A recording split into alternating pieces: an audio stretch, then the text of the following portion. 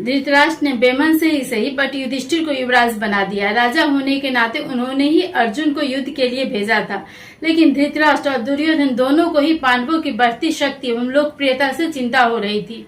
लेकिन जल्दी ही दुर्योधन के कॉन्स्पिरेसी कारण उनकी स्थिति कमजोर हो गई और अंततः पांडवों को हस्तिनापुर से चुपचाप निकलना पड़ा। क्या थी वो परिस्थितियां?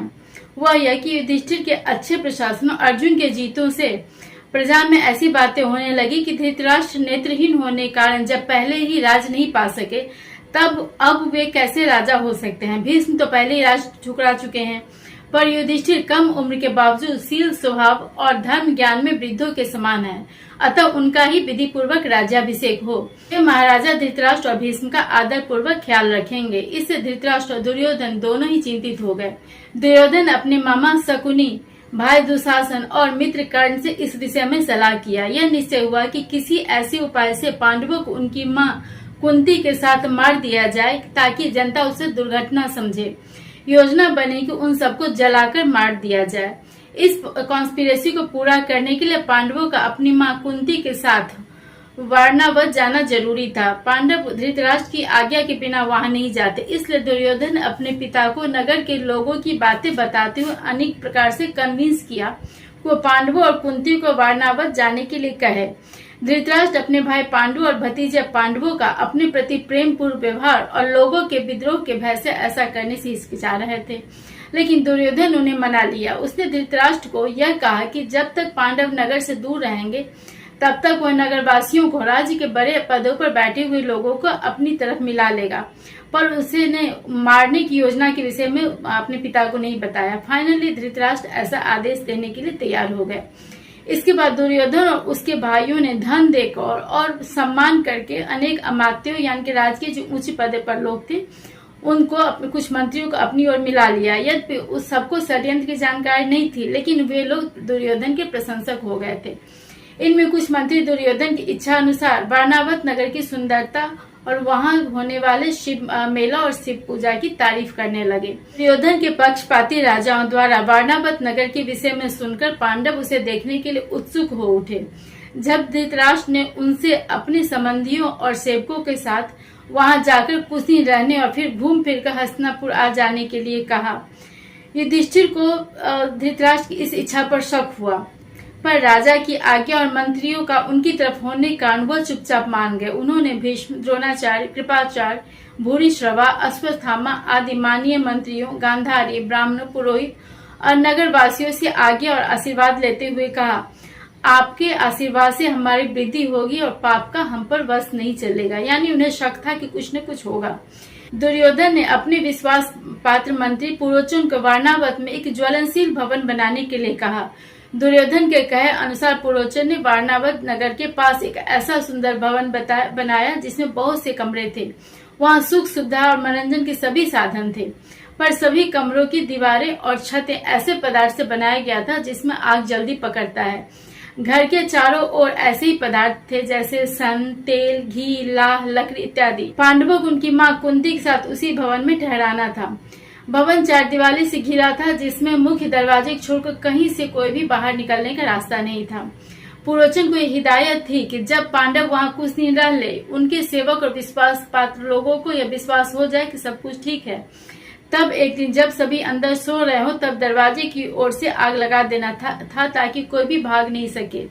इससे किसी को दुर्योधन पर शक नहीं होता और लोग इसे दुर्घटना मान लेते। लेकिन विदुर, जो कि महान नीतिज्ञ थे और धृतराष्ट्र और दुर्योधन की भावनाओं को जानते थे और दुर्योधन द्वारा भीम को बचपन में मारने की घटना को भी वो जानते थे, इसलिए वो दुर्योधन और धृतराष्ट्र के हाव भाव और कार्यों के प्रति हमेशा सावधान रहते थे। उन्होंने दुर्योधन और पुरोचन को बात करते देख लिया। हालांकि इतनी दूर से वो बात कर रहे थे कि वो आवाज तो नहीं सुन सके, लेकिन होठों का जो मूवमेंट होता है, चेहरे के जो भाव था, उससे उनको सारा षड्यंत्र जो भी था कॉन्स्पिरेसी समझ में आ गया। लेकिन इसमें बहुत से मंत्री और अमात्य दुर्योधन की तरफ हो रहे थे, इसलिए वे कोई कदम नहीं उठाना चाहते थे। पांडव सुरक्षित रह कुछ दिन तक अज्ञात में ऐसा वे चाहते थे ताकि समय जब अनुकूल हो जाए फिर वो वापस आ जाए। इसलिए विदुर ने पांडवों की रक्षा के लिए पहले ही इंतजाम कर लिया। उन्होंने एक मशीन से चलने वाला एक बहुत ही मजबूत नाव बनाया। यह नाव बहुत ही तेजी से चल सकती थी और शक्तिशाली लहरों और हवा को भी झेल सकती थी। पांडव और कुंती जब वारणावत जाने के लिए सबसे अनुमति लेने के लिए गए, तब कुछ लोगों को उनके पीछे कोई षड्यंत्र होने का संदेह हुआ। हालांकि किसी के पास कोई प्रमाण नहीं था, क्योंकि वे दो लोग दुर्योधन और धृतराष्ट्र की ईर्ष्या को जानते थे। विदुर को तो संदेह ही नहीं बल्कि विश्वास था और सारा प्लान भी समझ में आ गया था। वे बहुत बड़े नीतिज्ञ थे। बचाव की तैयारी के साथ ही उन्होंने पांडवों को इसके लिए सतर्क कर देना भी जरूरी समझा। उस समय उनके पास बहुत से लोग थे जो उन्हें विदा करने आए थे। इनमें कुछ दुर्योधन के लोग भी हो सकते थे। इसलिए विदुर ने यह बात युधिष्ठिर को संकेत में बताया। बात यह थी कि युधिष्ठिर और विदुर दोनों ही मलेच्छों की भाषा जानते थे, लेकिन अन्य लोग इसे नहीं जानते थे। अन्य लोगों के लिए कोई निरर्थक शब्द थे। अतः विदुर ने मलेच्छ भाषा में चूहों द्वारा बिल में घुसकर जीवन रक्षा का उदाहरण देते हुए युधिष्ठिर को संकेत दिया। उन्होंने संकेत में यह भी कहा कि पुरोचन उन्हें आग में जलाकर नष्ट करना चाहता था। उन्होंने जो कहा उसका आशय यह था कि वे लोग सभी रास्तों और दिशाओं को अच्छी तरह समझ ले, ताकि रात में उन्हें भटकना नहीं पड़े। साथ ही यह भी कहा कि अगर वे पांचों भाई एक मत रहेंगे तो कोई उनका कुछ भी नहीं बिगाड़ सकता है।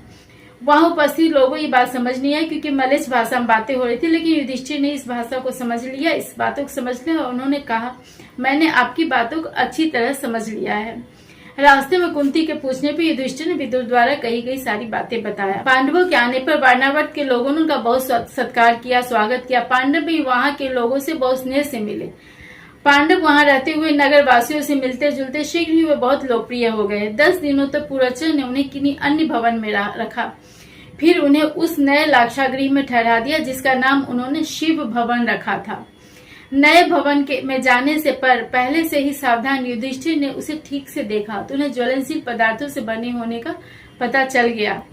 इस पर भीम ने पुराने घर में ही चले जाने का सुझाव दिया, लेकिन युधिष्ठिर समान व्यवहार करते हुए वहीं रहने के पक्ष में थे, ताकि पुरोचन को यह न लगे कि वह सच समझ चुके थे। उनका मानना था कि अगर पुरोचन को यह पता चल जाएगा कि पांडव सच जानते हैं तो किसी न किसी तरह से पहले ही उन्हें जला देगा। अगर वे यहाँ से बच निकल भी जाए तब दुर्योधन के गुप्तचर कभी भी धोखे से उन्हें मार सकते थे। दुर्योधन इस समय अधिकारपूर्ण पद पर था। उसके पास बहुत से सहायक और खजाना थे। उनके मर जाने पर भीष्म या अन्य कोई क्रोध करके भी कुछ नहीं कर सकते थे। इसीलिए सभी पांडव भाइयों ने निश्चय किया कि वह वहीं रहेंगे।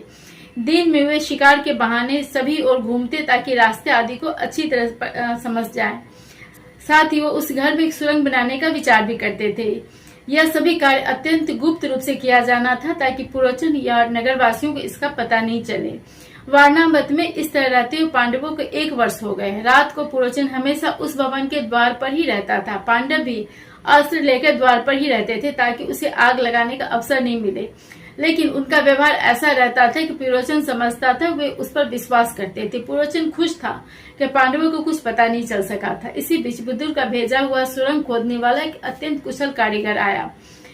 वह पांडवों के पास गुप्त रूप से आया था ताकि किसी को पता नहीं चल सके। उसने यह भी कहा कि इसी कृष्ण पक्षी चतुर्दशी की रात को पुरोचन आपके घर के द्वार पर आग लगा देगा।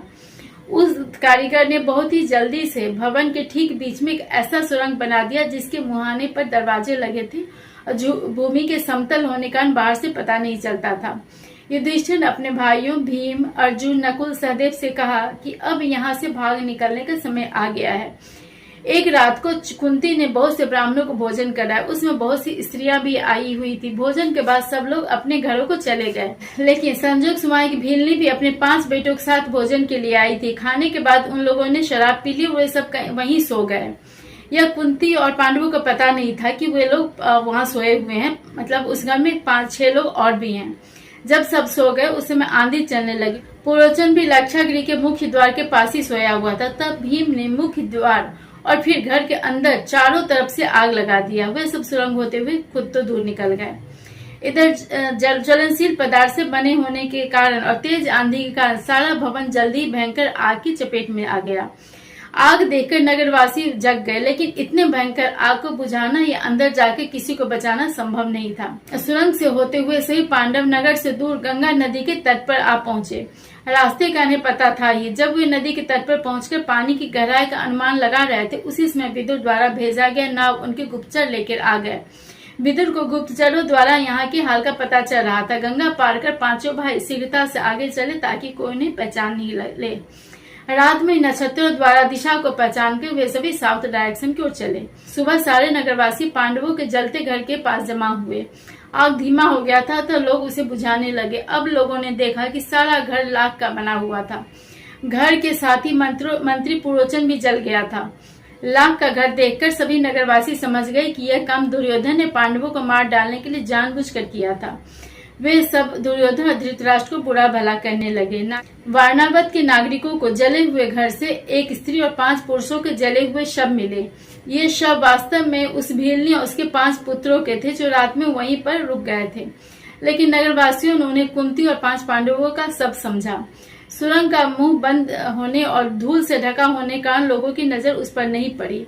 वारणावत के लोगों ने धृतराष्ट्र को कुंती, पांडवों और पुरोचन के मरने का समाचार भिजवा दिया। यह समाचार सुनकर हस्तिनापुर में शोक छा गया। धृतराष्ट्र ने ही यद्यपि पांडवों को वारणावत भेजा था, लेकिन उन्हें मारने के षड्यंत्र के विषय में उन्हें जानकारी नहीं थी, इसलिए उनकी मृत्यु के समाचार से वे भी दुखी हुए।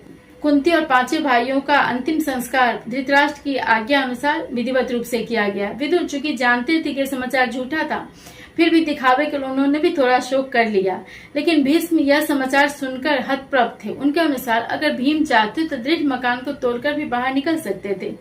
युधिष्ठिर के सत्यव्रती होने की भविष्यवाणी ब्राह्मणों ने की थी, तो फिर ऐसे कैसे वो मर गए।